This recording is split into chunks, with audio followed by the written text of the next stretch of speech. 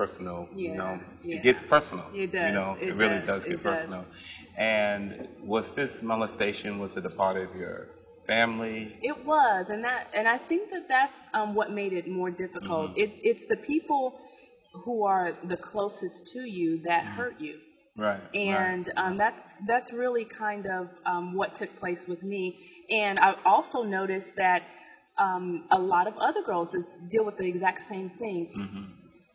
A lot of times when you put your trust in family members and close friends to the family, then you think everything is okay. But then you realize that, you know what, this isn't quite right. Something is not quite right. You know what I mean? Yeah. Oh, yeah, I know exactly what you mean. And in that, I think I just kind of lost faith in the structure of the family. Wow. I lost faith in men.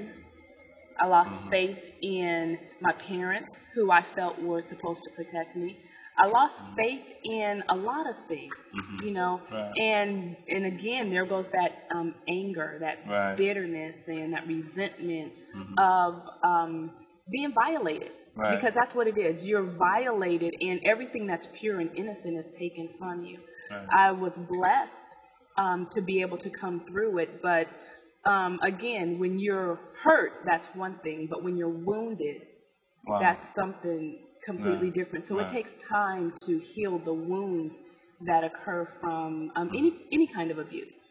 Especially, I think, if you ask me, molestation is probably one of the deepest infractions that you can infringe upon another person. Wow. Yeah.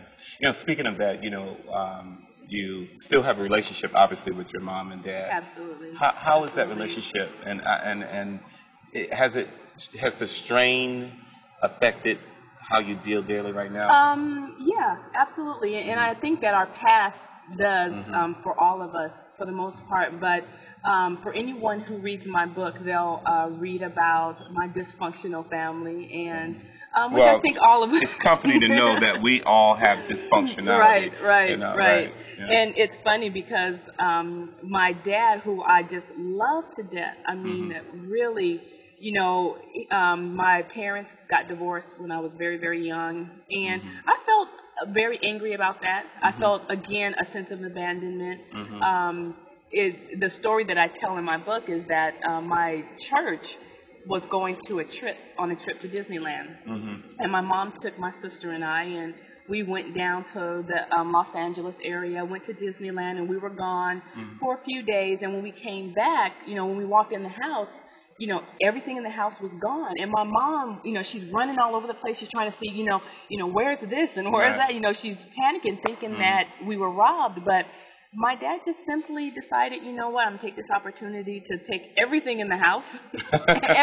And in my book, and that's what got me, the pictures. Wow. Everything that gave me a sense of stability was gone. And so let me ask you this. You talked a minute about the trust you have in men. Yeah. I happen to know your husband, and he's just a great guy, funny guy. Yeah, he very is. funny. He is. I really like Ernest a lot, and you all are very special friends of mine. And how was that coming into a marriage? Because you all have only been married, 4 years? 4 years. We just had our 4-year anniversary, and it was tough. And I'm trying to be transparent here. I'm trying to, really be honest. It was tough for me because I did not trust men and did not like men and did not, find comfort in relationships. I didn't find comfort because I always felt that someone was going to hurt me. I always felt that someone was going to walk out on me. I always felt that, someone was going to be very abusive to me like my dad was to my mom. And the men in my life who were supposed to be my protectors, became the ones who violated me. So, my sense of, it was like looking at men through these distorted lenses, if I could say that. Because everything was filtered through that negative process of my past. So that was very, very tough for me. So went through a few really bad relationships, and I'm like, see, I told you. Right. Told you. Sure, The men just, yeah, you know, and that's just what you needed to kind of that feed confirmation that. Right. just kind of fed Sure, that understanding that I had. But then when I met my husband, I was like, you ain't gonna fool me. Right. So I'm watching him. Right, I'm like, right. you looking like you might be the real deal, but Right. I have to make sure. Sure. Right. Yeah. Right. So the first part of our relationship, I was always kind of like, okay, you look too perfect to me. Right. So What's going on? What's going on? Right. And it was definitely a struggle. And he just had to keep telling me, I love you. Right. I ain't going nowhere. Right. I love you. Right. I'm not leaving. But it's just so frustrating. Not that he loves you, it's frustrating, but it's so frustrating as I'm sitting here listening to you that you had to go through that because, not only are you a physically beautiful human being, you are internally a beautiful person. And it frustrates me. I just wish I can get the hands on those guys that, don't let this bow tie fool you, Jada. I know you come out the box. It just makes me angry when I think about that because that's not cool. Yeah. And you know what, Dr. Lee, what makes me angry as well is that I have met young girls who have had it worse than I have. Wow. And that angers me because I constantly say, tell somebody. Right. Don't let it go too long. But we have this thing that takes place where, like, when I eventually started to come out and talk about it, which again was just 5 years ago. Sure. And when I started to talk about it, and I didn't want to talk about it because I would have to implement, or I would have to say, okay, it was this person, because that's the first thing my family wanted to know. Sure. And even in the book coming out. Right. Oh yeah. That was tough for me because. And I got a chance to read it already. Yeah. But it was really tough for me because I had to explain to my family what happened, which none of them knew. Right. They just did not know. But why did you keep it to yourself, Jada? I don't know. I think that my grandmother asked me, she was so angry with me. And she was like, why didn't you tell me? Right. And the only thing I could say is, one, I didn't think that people would believe me. Two, I didn't want to be called a whore. Or I didn't want to be called... I didn't want to be looked at in a negative light. Right. And you were younger there, too. And I was very young and very... I don't think mentally you're able to grasp what's really going on. Right. After I got older, I knew what was going on, and then I felt guilty. Right. So then it was like, okay...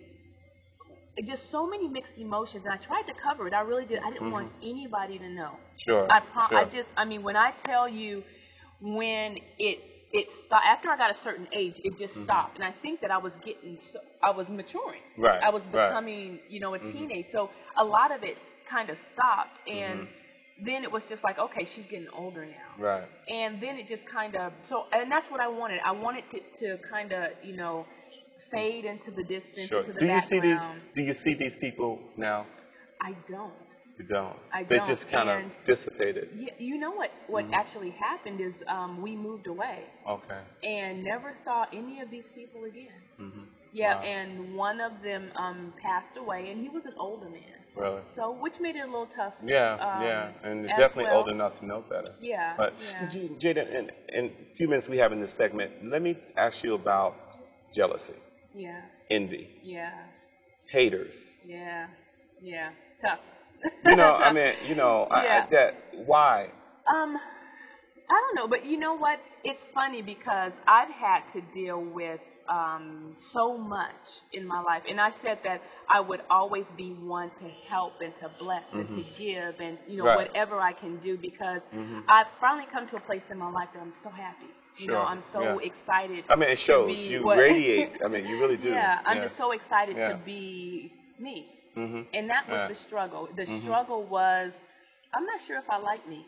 I'm not sure if I like who I am. But in all of that, I mean, once I got over it, let me just kind of rewind a little bit, because growing up so poor, not having anything, feeling less than everybody else, I had this thing where it was like everything I saw was, I want that. I want that. I wish I could be like that. I wish I had her hair. I wish I had her eyes. And then to be in the modeling industry, oh yeah, that just really overloaded me at that point, and it just seemed like I was very insecure with myself, and I just wanted more and wasn't